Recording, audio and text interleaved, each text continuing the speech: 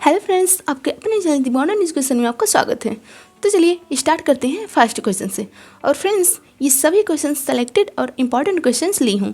अगर फ्रेंड्स आप किसी भी एग्जाम की तैयारी कर रहे हैं तो आपके लिए ये वीडियो काफ़ी ज़्यादा यूजफुल रहने वाला है, तो बने रहिए इस वीडियो में हमारे साथ लास्ट तक। तो चलिए स्टार्ट करते हैं फर्स्ट क्वेश्चन से। पहला क्वेश्चन है, हाल ही में कौन सा शहर SCO की पहली सांस्कृतिक और पर्यटन राजधानी होगा। अब इसमें सबसे पहले बात आई है SCO की, तो समझ लेते हैं SCO मतलब क्या होता है। SCO मतलब संघाई सहयोग संगठन होता है। तो इसकी पहली सांस्कृतिक पर्यटन राजधानी होगा वाराणसी में। कहाँ होगा? वाराणसी में होगा। और इसकी स्थापना कब हुई? तो स्थापना हुआ 15 जून 2001 में।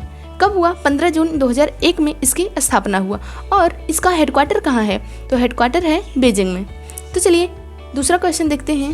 दूसरा है, हाल ही में प्रधानमंत्री मोदी ने उत्तर प्रदेश के किस जिले में बुंदेलखंड एक्सप्रेसवे का उद्घाटन किया है। तो अभी प्रधानमंत्री नरेंद्र मोदी ने उत्तर प्रदेश के जालौन जिले में बुंदेलखंड एक्सप्रेसवे का उद्घाटन किया है। कहाँ किया है? जालौन जिले में।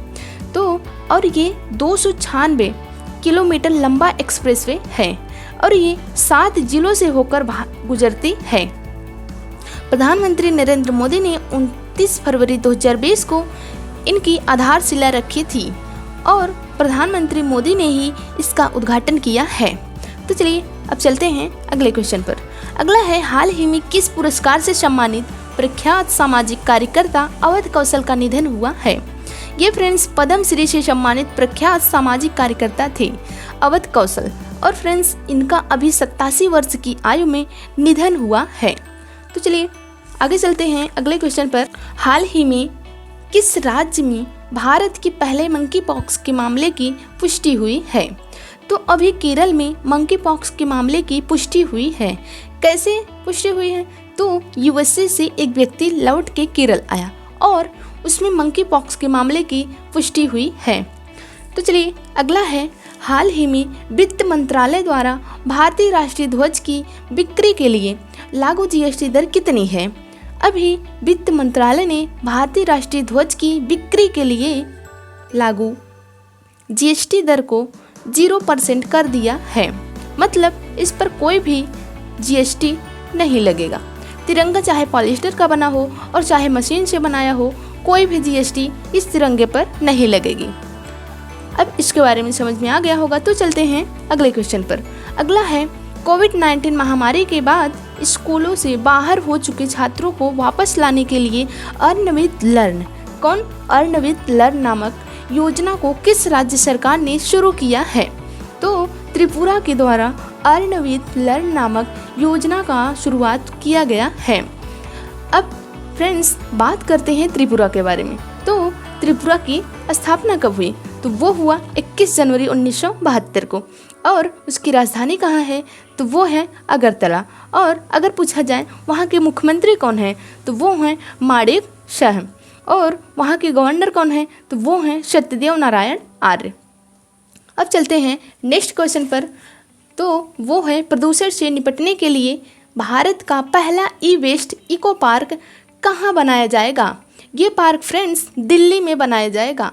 ये पार्क दिल्ली में बनाया जाएगा और प्रदूषण से निपटने के लिए भारत का पहला ई-वेस्ट इको पार्क दिल्ली में है। तो यह पार्क बाहरी दिल्ली होलंबे कला में करीब 21 एकड़ भूमि पर विकसित किया जाएगा। इस पार्क को स्थापित करने का उद्देश्य बिजली उपकरणों, इलेक्ट्रॉनिक वस्तुओं, कंप्यूटर उपकरण और मोबाइल फ़ोन से निकलने वाले कचरे को खत्म करना है। तो अब चलते हैं अगले क्वेश्चन पर। अगला है, हाल ही में जारी इंडिया रैंकिंग 2022 में कौन शीर्ष पर रहा है।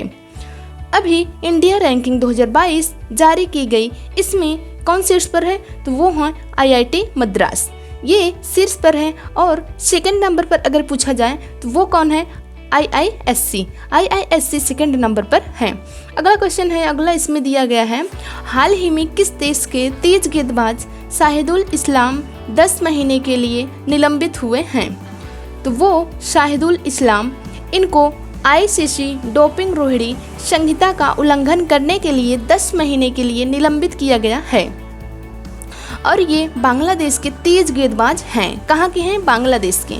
तो अब इसमें बात आई है बांग्लादेश की। तो बांग्लादेश की अगर कैपिटल पूछा जाए तो वो कहाँ है, वो है ढाका। और बांग्लादेश की करेंसी क्या है, करेंसी है टका। और अगर पूछा जाए बांग्लादेश के प्रेजेंट टाइम में प्राइम मिनिस्टर कौन है, तो वो है शेख हसीना। कौन है, शेख हसीना। अगर फ्रेंड्स यहाँ पर अगला पूछा जाए कि बांग्लादेश के प्रेजेंट टाइम में प्रेसिडेंट कौन है, तो वो हैं अब्दुल्ला हामिद। कौन है, अब्दुल्ला हामिद हैं। अगला देखते हैं, अगला क्वेश्चन इसमें दिया गया है, हाल ही में किसने दुनिया की सबसे तेज ग्राफिक्स DRAM विकसित की है। अब इसमें सबसे पहले देख लेते हैं कि DRAM का मतलब क्या होता है। D का मतलब डायनेमिक, R का मतलब रैंडम, A का मतलब एक्सेस, M का मतलब मेमोरी होता है। तो ये फ्रेंड्स कहाँ है, कहाँ विकसित किया गया है, तो ये सैमसंग ने डेवलप किया है। ये सैमसंग साउथ कोरिया की कंपनी है।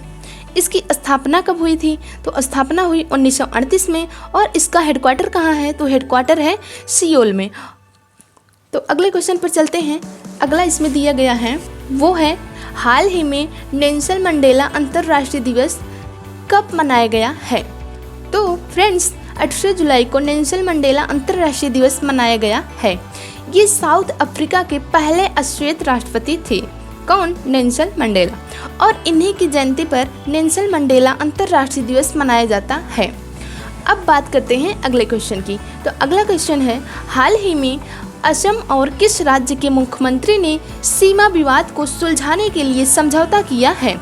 तो अभी असम और अरुणाचल प्रदेश ने मुख्यमंत्री दोनों राज्यों के बीच सीमा विवाद को सुलझाने के लिए समझौते पर हस्ताक्षर किए हैं।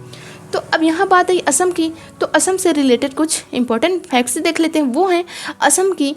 तो असम की कैपिटल क्या है, तो वो है दिसपुर। और असम के चीफ मिनिस्टर कौन है, तो वो हैं हेमंत बिस्वा शर्मा। और असम के गवर्नर कौन है, तो वो हैं जगदीश मुखी। अगला क्वेश्चन और लास्ट क्वेश्चन इस वीडियो का, तो वो दिया गया है, हाल ही में प्रधानमंत्री मोदी ने नौसेना नवाचार और स्वदेशीकरण संगठन सेमिनार स्वावलंबन को कहाँ संबोधित किया है, तो वो किया है नई दिल्ली। तो इसे प्रधानमंत्री नरेंद्र मोदी ने नई दिल्ली में संबोधित किया है। तो फ्रेंड्स इसी तरह से और भी वीडियो देखने के लिए चैनल को लाइक करें, सब्सक्राइब करें एंड शेयर करें। Thank you so much.